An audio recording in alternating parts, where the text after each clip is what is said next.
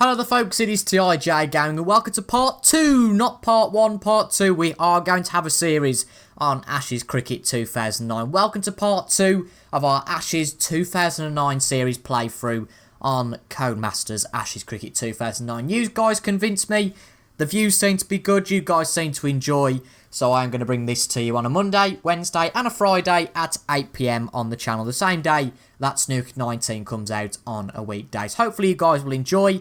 And we get on with the second part of our first innings in the first test at Cardiff. Now, we've only been playing for an hour and a half since 10:30, and in those 15 overs, it's definitely been Australia's innings. We ended the episode at 10 overs on 27 for 2. We lost the two openers, but we wanted to build a bit of a partnership with Bell and Collingwood. But I've only played 5 overs, only simulated 5 over, admittedly. We haven't actually played those, and we have lost another 2 wickets. So I've come back a little bit prematurely. A little bit quicker than I wanted to, because this innings is seeming to be going into quite a nasty one. And we have the 2 aggressors in now, the last 2 serious bats. I know that Pryor and Broad can bat, but the last 2 kind of trained batsmen, solid batsmen, Peterson and Flintoff. And to get a good total, these 2 need particularly good totals. So we're only 15 overs in, and Australia have already got 4 wickets. So here we go then. The first ball I've faced for quite a long time, so I'm just going to defend this one just to get back into it a little bit. And we'll see how we get on here. But since I've recorded the last one, we have, of course, had the proper Ashes team declared, if you like. We're doing well with Peterson defending here, actually. We'll play probably the over defending just to get the grips of it, and then we'll start playing a few attacking shots. Probably play 15 overs as well today. That seems to be a good rhythm for about 25-minute episode, bearing in mind we had all the rigmarole of introducing things on the last episode. That seems to have been a no ball there, so we've got a run free there. We'll try and attack this a little bit early, but a great shot, perfect timing, and that's exactly what we need. We need plenty more of those from Anderson. Anderson? I don't know what I want about. Peterson and Flintoff, especially when the chance comes. Get plenty of those. Give us a chance. And ultimately, if these 2 can't perform, then we won't have any sort of chance in this innings. But we've picked a 14-man squad, haven't we? I don't actually know the Australia squad, I haven't looked. But I know that England have picked their squad for the first Ashes test. Some interesting choices in there, the likes of Ollie Stone, who seem to maybe be picked if James Anderson is unfit for the match. Just glad that Keaton Jennings isn't in personally, myself. He was never going to be in there, was he? But the rest of the team's fairly simple to pick. You know, you've got Joe Root at 3. Jason Royce seems to be an option at 4. I don't think that's a bad idea. You've got Stokes, Bairstow and Butler. The next 3 positions. And then you've got your 4 bowlers, whoever they are. And I know Moeen Ali's not been batting perfectly lately. But he would probably be your number 8. And then you'd have your 3 bowlers, whether that's... So I guess Wokes has got to get a spot. Wokes, Broad and probably Ollie Stone. At 9, 10 and 11, even though I can't believe Jack Leach wasn't picked after his brilliant 92 after Ireland. But there is a school of thought that Jason Royce should be an opener. There's a school of thought that Bairstow should be an opener. Personally, I'm of the opinion of most people. I've got no idea who should be an opener because Rory Burns doesn't give me any inspiration. Neither did Keaton Jennings. Neither does Mark Stoneman, Hameed. All of these different names. For me, I'd bring Alistair Cook back, but that is not going to happen now. Our first ball on strike, though, with Andrew Flintoff, and ooh, that is a late miss, but luckily nowhere near the wickets, so no sort of LBW appeal. Probably went for it a little bit hastily there with Flintoff, should probably defend 1 or 2 balls, and that is way off, so absolutely no worry of losing a cheap wicket once again for the 5th wicket. Disappointed with Collingwood in this innings. I thought he'd have been a solid face. Go away, there's a bloody wasp in here now, that's why you don't open the window whilst recording. But it's, especially, well, we're in a similar situation here to I feel we're going to be in the proper Test series. If we lose batsmen quickly, we probably will if we've got Rory Burns and, say, Jason Roy at the crease. You've got that aggression of Jason Roy, and you've got Rory Burns, who just doesn't offer anything for me. If you lose those 2 early, you're at the risk of having Joe Root and whoever number 4 is. Ooh, hit that well, but just come off the bat straight to the foot, really. I want to avoid this being a maiden over. I want to get some sort of runs, but at the bowler, I think it's Brett Lee's bowling pretty well here. That's perfect. That'll do. Just a boundary and over. A boundary and over just to get us ticking over for these first few overs will do us absolutely fine here. wouldn't mind getting 4 and over. That's certainly not a bad test run rate. And with these batsmen, just to get them into the swing of things. Make sure that they can defend as well, because it's not all about, particularly in Test cricket, swinging and getting 4s and 6s. It's also about knowing what balls to hit those 4s and 6s for. Which is something that the likes of Rory Burns could do with learning, really. The likes of Ben Stokes and Josh Butley, yes, they are really aggressive. And, oh, that's a no ball, so that's another run for us. So 5 runs off both of the overs so far. Of course, there was a no ball on the over that, I think it was, who was it before? I can't remember who was bowling before. But there was a no ball on whoever bowled before. Did that carry? That could have carried. I think he might have got a catch there if that had carried. Let's have a look. Obviously the man there very close to the batsman, so I wouldn't be surprised if it hadn't. But the way that they're reacting and replaying that, I'm guessing that was a drop catch. But regardless, not too bad. So what's that? 10 runs off the first 2 overs of the episode. We'll certainly take that.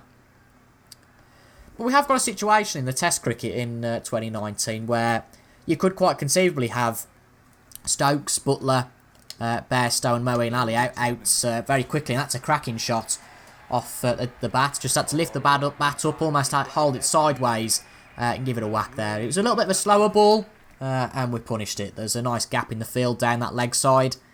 And that's the scene where we're hitting most of the shots now. Not much, I don't think much at all in this Test match has come off the offside. I mean, they're trying to punish us, which I don't really blame, with a lot of spin.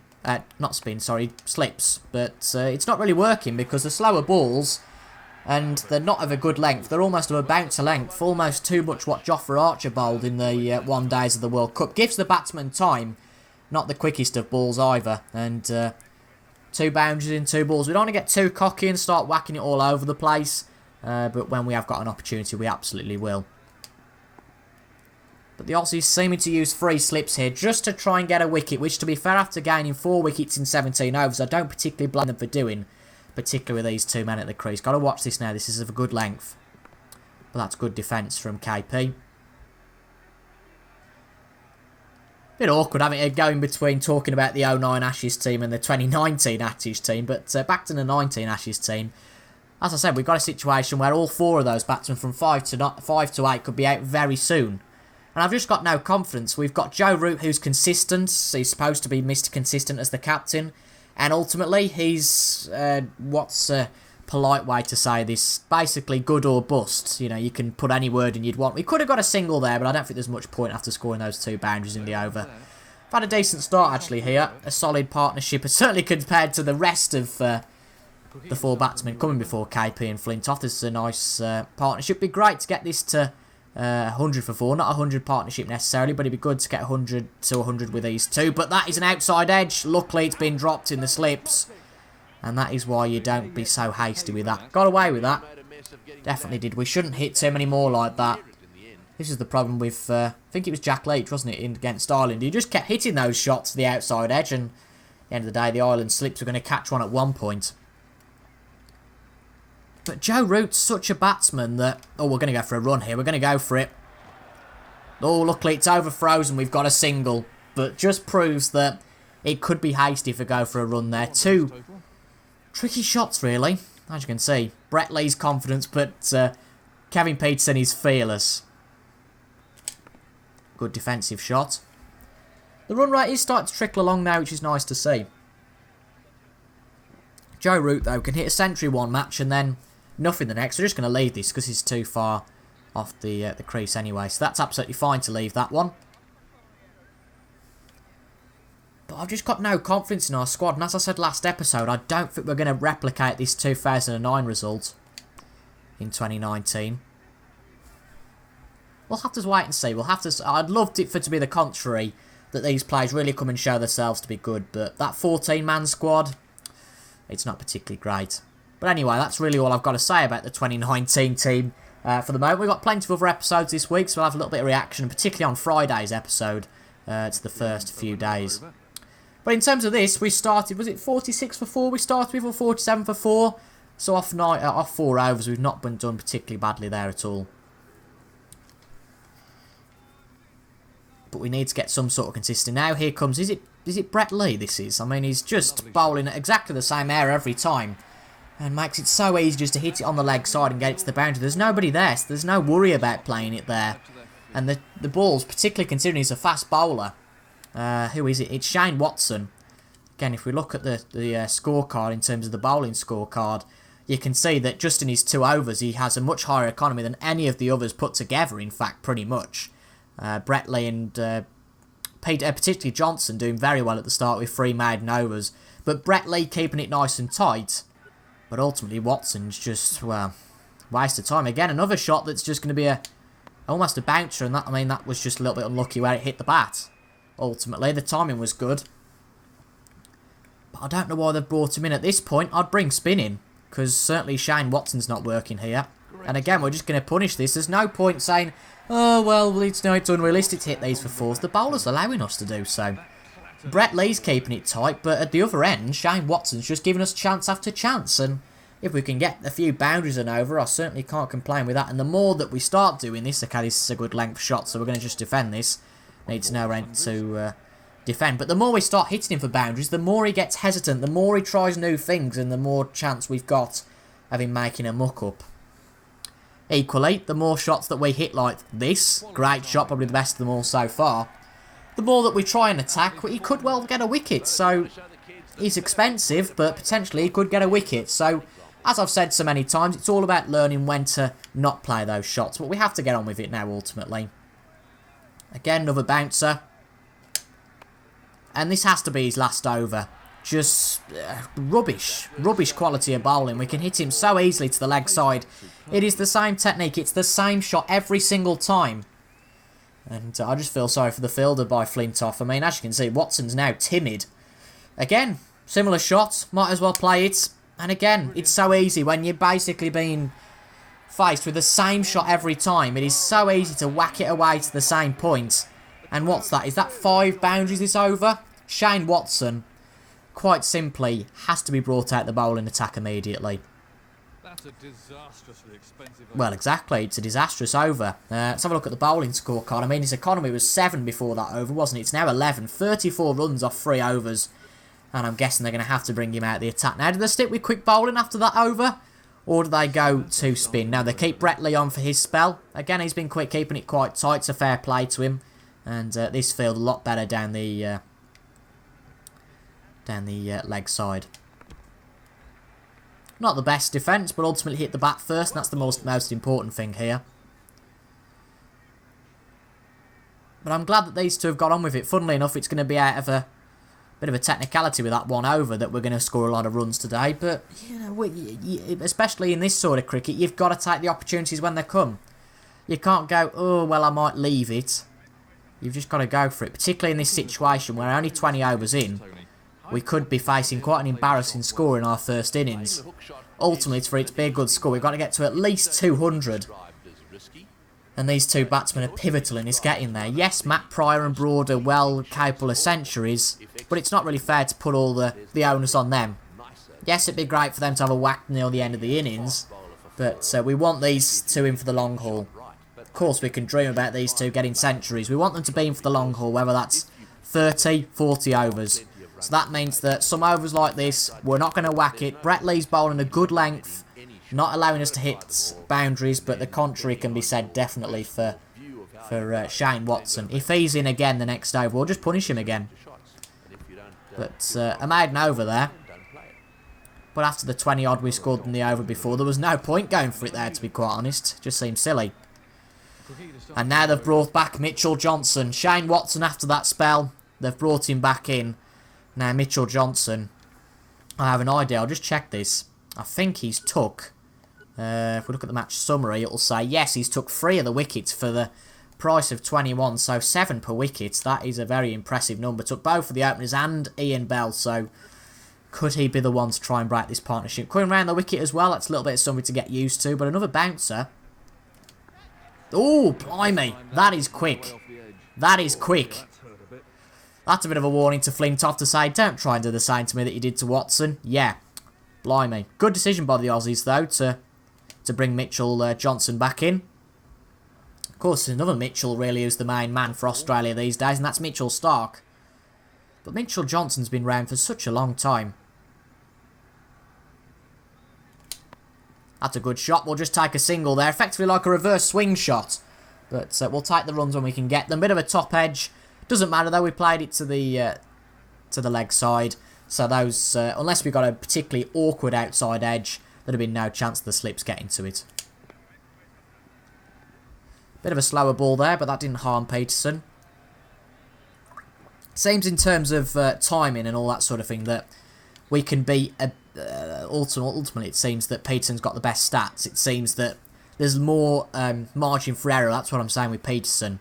It just seems to smooth a batsman to bat with. It's definitely not psychological. It's definitely a case that different batsmen have got different traits, and you can tell that in their shots. I mean, Peterson batting particularly well here. Ultimately only on half the score of Flintoff on a technicality that Shane Watson basically gifted him 20 runs on that one over. But Bretley back into bowl. But because, again, we can ride off the fact we got that 20 in that one over, we can just sit tight a little bit here. Oh, good length and a good shot, but just a little bit awkward. But that would have been going down leg side anyway, I can imagine. Oh, a little bit of a tempter here. I'm not going to take this on. It's a no ball anyway, so we'll have the run. Yeah, it's a bit of a tempter going down that offside, thinking, oh, do we play it down the offside and try and smash it? But he's giving us a little bit of a tempter again. I just feel if we try and have this, there could be a danger we hit this for a wicket. So a little bit timid there, but good in terms of defence, nevertheless. Be good. I think we'll play another 8 overs, won't we? So it'll be good to get Flintoff to his 50 this episode. That'd be nice. That's a good shot. Whether it'll get to the boundary or not, be interesting. But we'll keep running just to make sure. Is it going to reach? No, it's just free. It's going to get to it. Quite literally doesn't reach the boundary because it just stops. Just going to dive for this, depending on the end. He's gone to the wrong end, really. But 3 runs off that, and that means it's just 3 runs off the over, isn't it? Yeah, because we hadn't got anything so far. But we'll take that. And we're batting well here. It's nice to see. It's took these two to come in to control the match a little bit. But what I did quite like in the World Cup was those fancy displays saying which team had played the best in the 10 over period. Of course, it's better for limited overs cricket. That sort of statistic. But in this one, it would definitely be that Australia have dominated up until Flintoff and KP have come in. But I'm not interested in that unless that spins back in. I think we'll take the risk of not hitting that. And that is another over gone.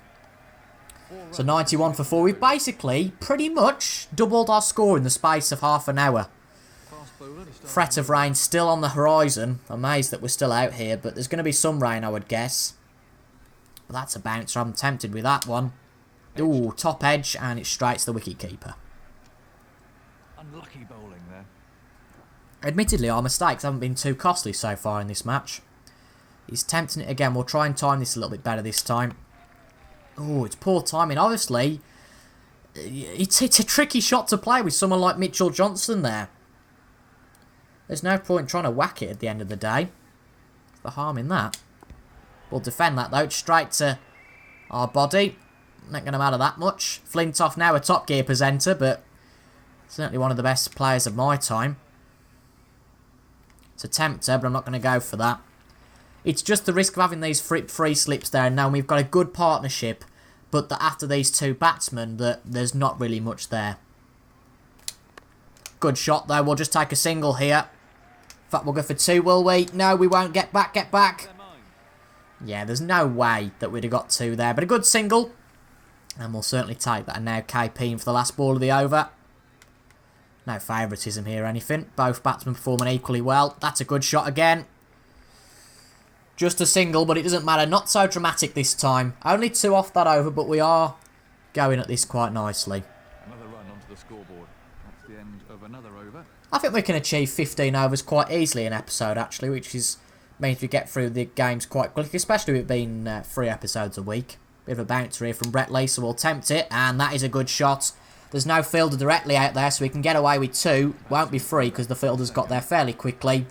But a decent start to the over. Not everything's going to go to the boundary, believe it or not. Especially that Shane Watson passage of the match.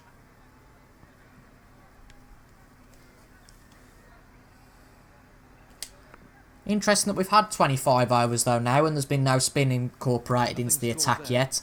I don't know what spinners Australia have got in this day, actually. I'm trying to think.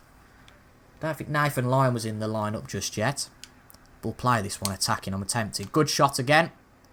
Bit slow to get off the mark though with that for some reason. So we're just going to have to take the single. Every run you can get off the Aussies though is a benefit.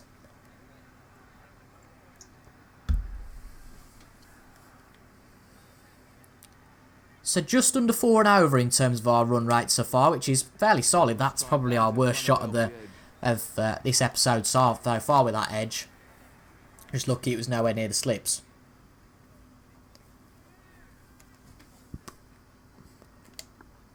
Oh, a little bit of an edge again. This is getting a little bit worrying. Last ball of the over. It's almost like surviving this. Got to be careful here. Fair to say that FLINTOFF has not really scored any runs since that Shane Watson over. And that's a top edge, but we get away with it.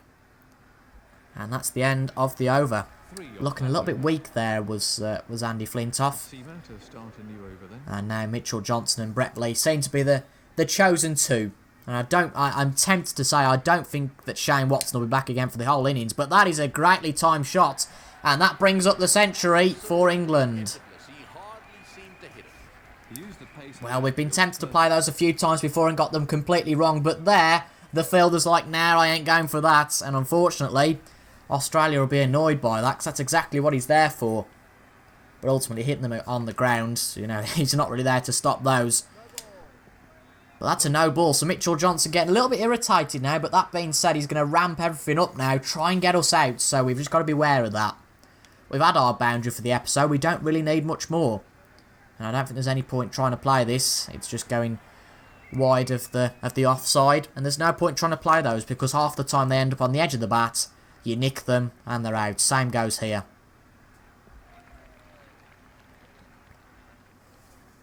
Yes, they can spin back in. You can be clean bowled, but I don't think there's much worry of that. This time we're going to move over and try and take this on. Because it's a little bit close to the stumps, just to be precautionary. End of the day, he's not going to hit 3 balls in a row on the side, you wouldn't have thought. We'll go for that though, and that is a nice shot. It's not quite going to... I think we can get away just about, you would have thought. It's going to be tight, depends on the throw. We get in for 2 though. And as you can see, there's only one side of the pitch that Peterson's runs have come from so far. The graph, I'm guessing, looks fairly similar for Andy FLINTOFF. But amazingly, they're not listening to that because they're bringing all the players on the offside. And a pretty good over there. I think 6 runs scored, was it? Or 7? That's 7 off the over then. Yep, 7 off the over. Thanks, Aggers. And Brett Lee still in the attack. As I say, Shane Watson is going to be out of this for quite a while, I would say. Particularly after that one smashing over. Really, they'd have limited us quite impressively. If... we wouldn't have got that big score after over. But FLINTOFF is starting to look, although it says he's fearless, he's hit quite a few poor shots, I would say, the last few overs. We'll leave that one. That one could have been a danger of coming back in. We've got to start being a little bit more confident in front of Brett Lee, or else he's going to bully us. Oh, edge! And he's gone! Well... the partnership broke and that's disappointing, but I've said for a few balls now that FLINTOFF was starting to look wary. He'd hit probably 5 or 6 balls at an edge. We had to attack Brett Lee because all defence was leading to was getting an edge. We went for it, we took the risk, and the partnership unfortunately has been broken. But a decent partnership by these two there. 36 runs from FLINTOFF at the end of the day. The fastest score of the innings, and now we have Matt Pryor, 208 at 850s. He is well capable, but now we have to prioritise KP. He's our last solid chance, but that is our first wicket of the episode, and a disappointing one to say the least. But as I said, we have to go for it. We had to go for it there. We had to take the risk, and Brett Lee has took possibly what is his first wicket. Would certainly only be his second anyway, because of course Mitchell Johnson has took 2 so far. 3, sorry. Matt Pry looking confident though, which is great. But we'll just defend out these few balls. That'll do, and now we've got Peterson back on strike, which is the man really for the next 3 overs while we round out the episode. He's the man we've got to prioritise. 25 after 46 balls, sort of exactly the rate you want someone to be at in a test match. Not too quick, but not too slow. Getting on with it, and that's the most important thing. That's a great shot to start off the over against Johnson. Not much risk, and this fielder is going to run after this. It's not quite going to get to the boundary, but we're going to be a little bit defensive here and only go for 2, of course, to keep KP on strike, but also to make sure we don't lose 2 successive wickets. We don't know how quickly the ball would have been thrown back there, and that's a good shot. And we're going to go for it again. And that's another good shot. That one, I would say, has got the pace this time. Is it going to get to the boundary? Yes, it is. It's just rolled to the boundary. And that's just what we needed just after that wicket. Just to say to the Aussies, look, don't get too cocky. Good 6 there from Peterson off the 2 balls. And now we can afford to defend a little bit off this over. Run rate throughout the episode has been tinkering at about 4. 3.99 off 28 overs. What would you need for 4? Is it 112, is it? Yes. Yeah, it would be, because 120 into 4 is 30. So, yeah, that's right. So, we're just below 4 and over, which in a test match is absolutely fine. The most important thing is that we stop this wicket losing. That's a no ball, so that'll be another run. 1 more to Sandries, as Agus says all the time. But 2 more this over, and that'll bring us to 4 and over. Oh, bit of a top edge there, but it's absolutely fine. Try and get a single here to keep KP on strike. It's not the biggest priority, but ultimately Brett Lee again bowling, I'd guess, this next time, then it'll be nice. But no, we can't achieve that, and after 28 overs, it is 110 for 5. Now, I said we were going to play 15 overs here, but I think this is a nice, appropriate end to this episode. The next episode will see us seeing how we get on with Matt Pryor and trying to get KP to his 50. So quite an eventful episode, really, there. A lot of runs scored. I hope you guys enjoyed that. And we'll be back on Wednesday. Probably, say, 40 overs into the match. Let us get past lunch, and we'll probably come back out a few overs after lunch. But as I said, I hope you guys enjoyed that. Make sure to leave a like if you did. Comment down below your thoughts. 2009 Ashes, 2019 Ashes, whatever cricket stuff you want to talk about. I'm happy to have a conversation in the comments. And also subscribe for plenty more of this sort of content. But apart from that, I've been TIJ Game. Thank you very much for your company today. And I will see you all later on. Goodbye for now.